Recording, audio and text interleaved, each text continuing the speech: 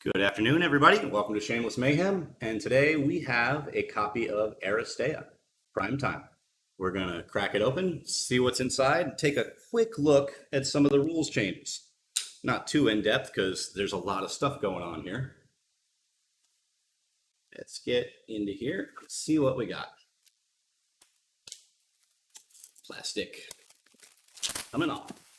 All right. As usual with Corvus Belli, we have a nice quality box. It's good and solid, great for long-term storage. The only thing we've ever done outside of keep our stuff in the Aristeia boxes is get a nice foam insert for all of our miniatures because we have a lot of nice fancy metal miniatures that are painted up real nice like. We want to keep them safe. And as usual, in the box, Aristeia, we have the core rule book for Prime Time. This is going to come in 4 different languages, I believe: English, Spanish, French, and German. And they are back to back and upside down with each other.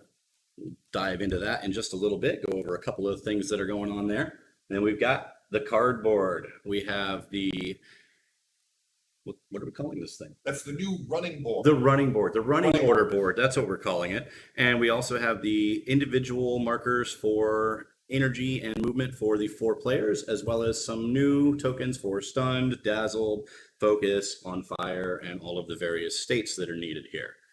And then we get into the real stuff that's in Prime Time here. These are the various trap and running projectile markers. And these make some very, very large changes to the game. This is going to cause absolute havoc. We're looking forward to that. We've got the new board. And it is definitely significantly different from the last. Can you switch to, oh, you already did? Yay.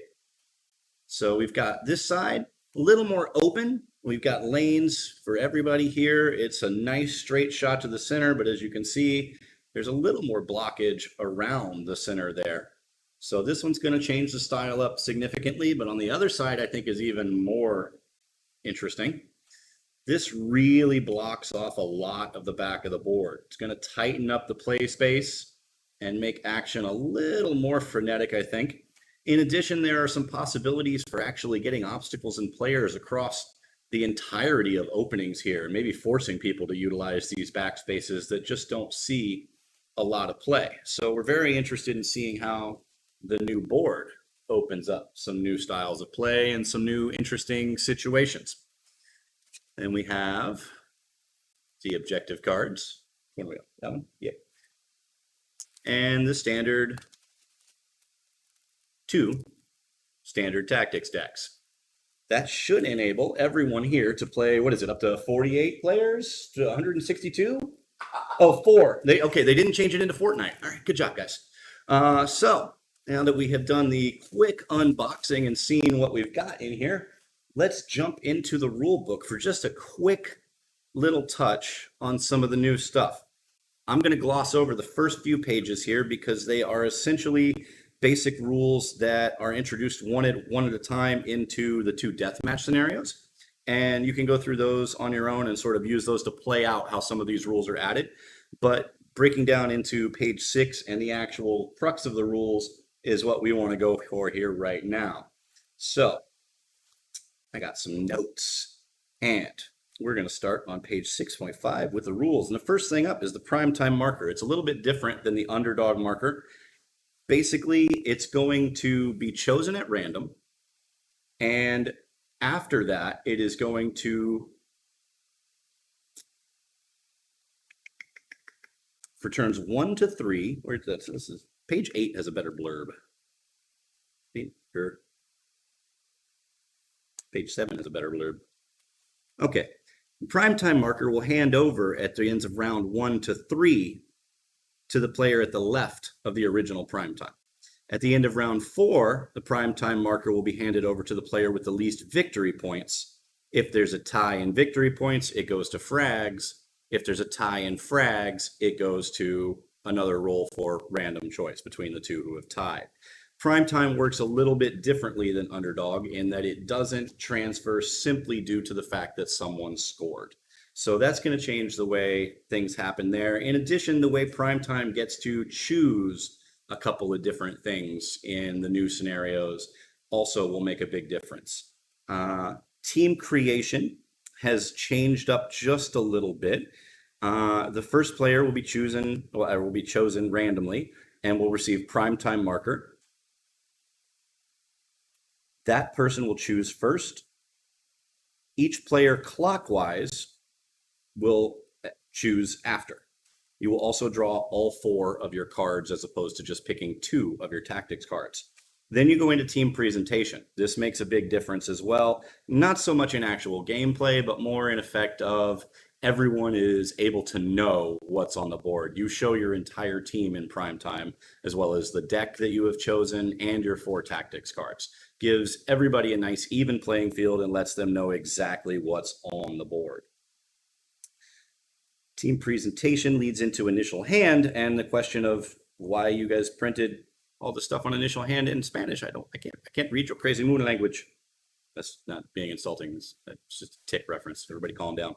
And then we move into team deployment.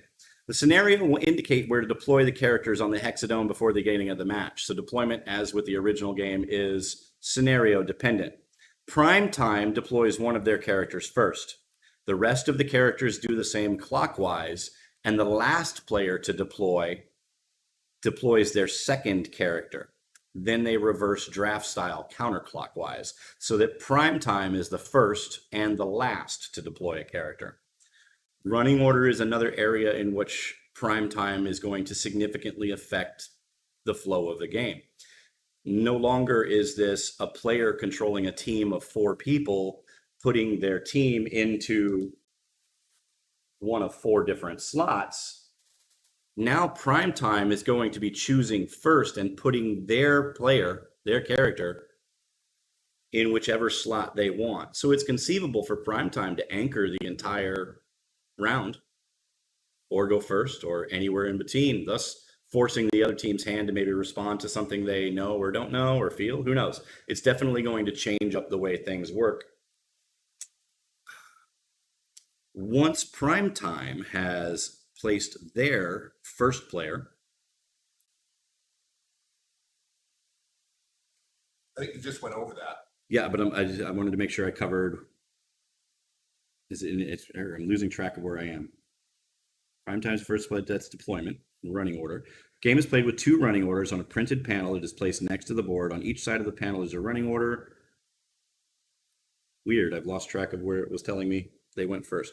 Either way, we're going to skip on to planning phase because I lost track of what I was doing there.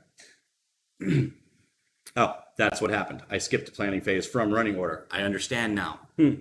Okay, so yes, I'm losing track of everything.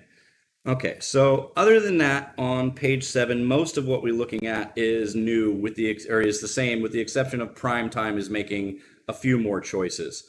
The infirmary is not in prime times. If you lose a character, they immediately go to the bench, and if they would still act that turn, they get to come back that turn. That will mean that unfortunately, like a couple of weeks ago, I won't be able to send 2 characters at a time to the infirmary before they get to go, which makes me sad. But it also makes your opponent kind of angry when that happens. So we can see why it's a bit of a change. Tactics, a little bit of a change here because you're playing with teams. Standard tactics 9, 10, 11, 12, 13, and 14 of the basic box may be played to add dice to the roll of another player. This means that you can actually help your teammate out. In addition, no can be used at any moment to cancel the effects of any tactic used by another player. So no anything all the time. Just do it. It's a good time. Take the team with 3 no's. That's fun. Just no. And then use Wild Bill's thing to take their no. No, is that 4? Oberon's thing. Yeah. Take their no and some more. All the no's. So that's tactics. Disengaging is a little bit different. And this is another, I say a little bit, but this is one that's going to make another large change in the game. Disengaging works just like it normally did, but because we have teams now, if you're disengaging in a situation where you are adjacent to 2 different enemies from different teams, the underdog gets to choose which brawn roll you're facing. The prime time. Or prime time, my apologies. That's going to be a tough term to replace. Prime time gets to choose which brawn roll you face. So that opens up the possibility for prime time to either, help his friend out or screw his friend over. No, just opens up some different things. In addition, we do have a question which we think we may have seen answered on the Discord, and that is in the burning and poison states in particular, would primetime have the option to affect the order in which they are flipped and rolled against? Excuse me, thereby affecting the number of frags given, or the number of damage applied, and who the frag actually goes to.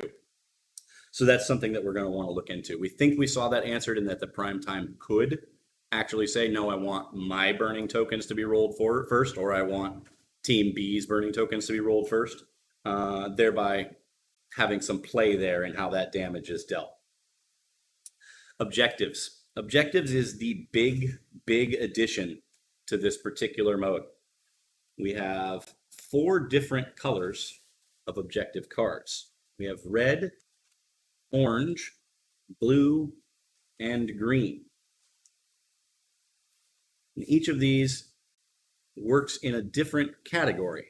Red is damage, blue is control, orange is application of states, and green is you're in last place, so you get to play with this. Excuse me, got a little frog in my throat. So basically, those are going to be situational things that are available on the board that if you meet those objectives, you will be able to claim these cards and get the victory points labeled on them for that objective. They will be causing some significant swings. Green in particular is capable of basically, if you're in last place of victory points, you get to steal victory points from the guy in first place. That is huge.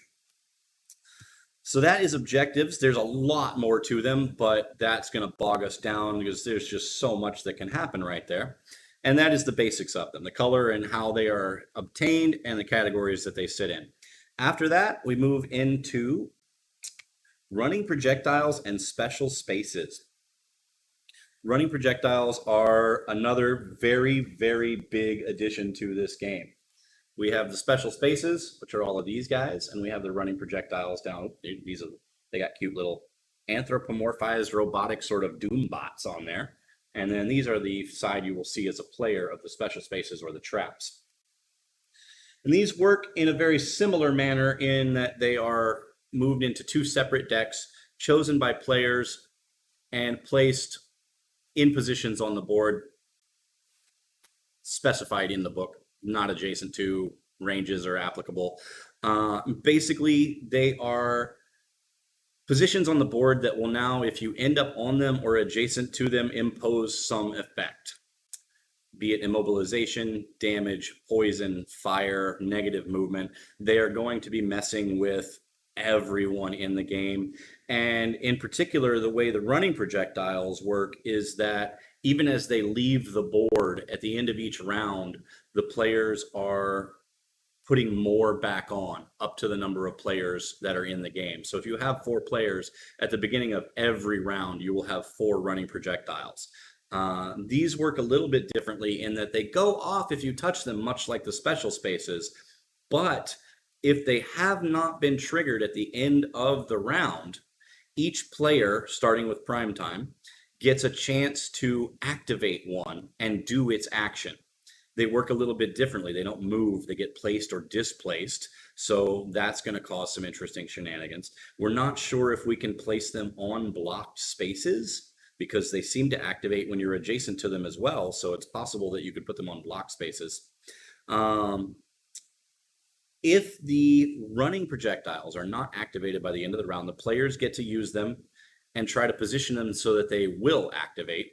And if not, they get to move them a little bit more in the hopes that they might be in a better position for next turn. After that, you do the step I mentioned before, where you count the number of running projectiles that are on the board and you bring it back up to the number of players so that there are always some little random guys running around wreaking havoc during prime time. And that, in a nutshell, is the big differences between, they're called the crazy koalas and the mad traps. I'm rooting for the crazy koalas. Those are the big differences between the standard version of Aristeia and the new prime time.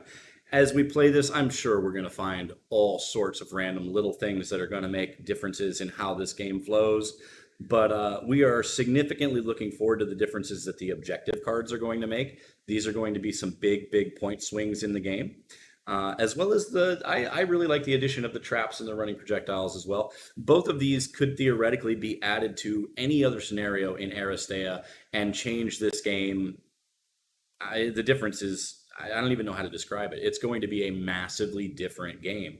So that's what we've got. We're looking forward to playing it sometime in the very near future, possibly even today. If that's the case, join us again in a little while. We'll be going live for a game of Aristeia at some point in the near future. And we will see you then. I hope you enjoyed this unboxing and a brief rundown of the differences between standard Aristeia and prime time. And we thank you for joining us. Have a great day and aloha.